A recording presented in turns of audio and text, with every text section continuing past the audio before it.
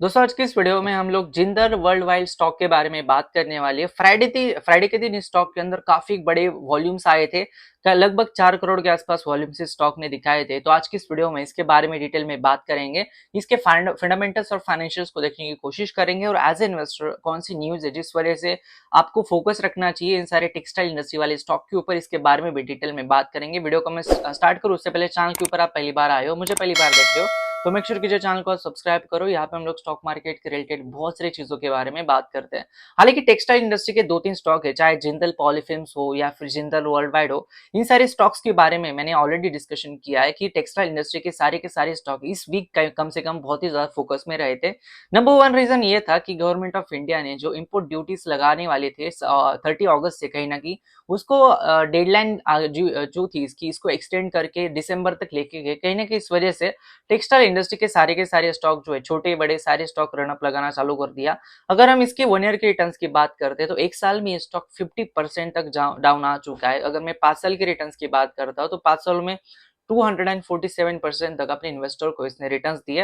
लेकिन इससे भी ज्यादा इंपॉर्टेंट है इसका मार्केट कैप और इसके फंडामेंटल्स देखना। अगर आप इसका मार्केट कैप देखोगे तो 3700 करोड़ के आसपास इसका मार्केट कैप है। अगर मैं पी रेशियो की बात करता हूँ तो 53 के आसपास पी रेशियो है। इंडस्ट्री का पी रेशियो भी 53 के आसपास है। काइंड ऑफ एक रीजनेबल वैल्यूएशन के ऊपर स्टॉक जो है अभी ट्रेड कर रहा है। इसका जो रिटर्न ऑन इक्विटी है वो 9.47 के आसपास है। ऐसा कोई मैसिव रिटर्न ऑन इक्विटी आपको नहीं नजर आता है। इसका रीजन भी मैं वीडियो में आगे जरूर बताऊंगा। लेकिन उससे पहले हम लोग देख लेते हैं इसके रेवेन्यूज को। अगर हम देखते हैं 2021 में 1700 करोड़ के आसपास रेवेन्यूज थे। वहां से रेवेन्यूज पिछले 5 सालों में आपके थोड़े से स्टैग्नेट ही दिखते हैं। किसी एक साल में 2500 करोड़ के रेवेन्यूज होते हैं, फिर से 2100, फिर से 1800, फिर 2200 करोड़ के आसपास रेवेन्यू आपको नजर आती है। तो कहीं ना कहीं रेवेन्यूज के अंदर आपको कोई ऐसे एक्सपोनेंशियल ग्रोथ या फिर स्टेडी ग्रोथ बिल्कुल नजर नहीं आती है। एक साल ज्यादा होता है, एक साल कम होता है।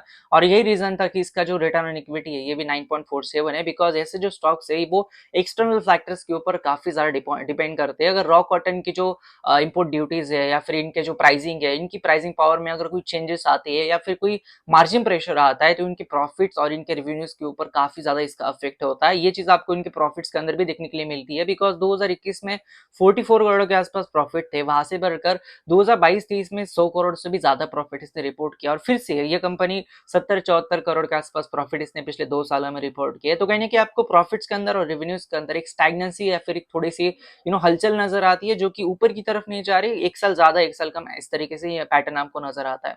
अगर हम शेयर होल्डिंग पैटर्न को बात करते हैं तो प्रमोटर के पास जिस कंपनी के 59% के आसपास स्टेक है, और बाकी का सारा स्टेक जो है वो रिटेलर के पास है 40% के आसपास। और जो बाकी का स्टेक है एफआईज और म्यूचुअल फंड, ये बहुत ही कम स्टेक होल्ड करते हैं, 0.13 और 0.05% के आसपास स्टेक होल्ड करते हैं।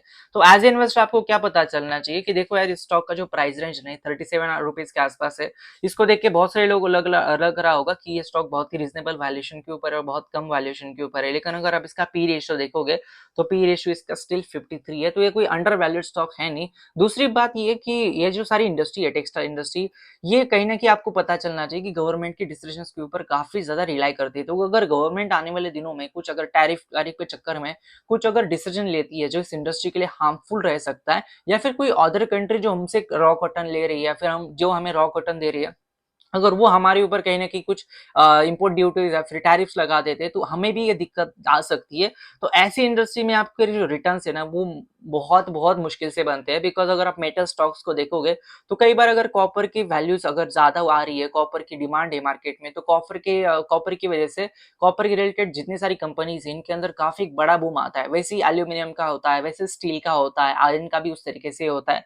तो ये जो मेटल कंपनीज हो गया है, फिर जो सीजनल कंपनीज है टेक्सटाइल वगैरह, इनका जो एक्सटर्नल फैक्टर के ऊपर रिलाई रहने का जो नेचर है, इस वजह से आपको एज ए इन्वेस्टर आपके रिटर्न्स बनने काफी ज्यादा मुश्किल होता है। बिकॉज कई बार एक साल अच्छा होता है, एक साल बुरा होता है। और आपको इनके प्रॉफिट्स और रेवेन्यूज के अंदर ये चीज नजर भी आती है कि 2022-23 में अच्छे प्रॉफिट से फिर से ये प्रॉफिट 2 साल हो गए गिर गए। तो एज इन्वेस्टर आपको थोड़ा कॉशियस भी रहना चाहिए। और दूसरी बात की आने वाले दिनों में अगर ये दिसंबर तक चला जाता है तो इस कंपनी को कितना फायदा होगा, क्या ये सिर्फ एक क्वार्टर का फायदा होगा या फिर आने वाले सालों में भी ये फायदा होगा, इन सब चीजों को आपको थोड़ा सा टोल मटोल को देखना चाहिए। एज ए इन्वेस्टर आपको थोड़ा सा कॉशियस के साथ ही ऐसे स्टॉक में इन्वेस्ट करना चाहिए। ये कोई बाय और सेल रिकमेंडेशन है नहीं। कोई भी स्टॉक को बाय और सेल करने से पहले आपके स्टॉक मार्केट एडवाइजरी की सलाह जरूर लीजिए। धन्यवाद दोस्तों ये वीडियो देखने के लिए, धन्यवाद।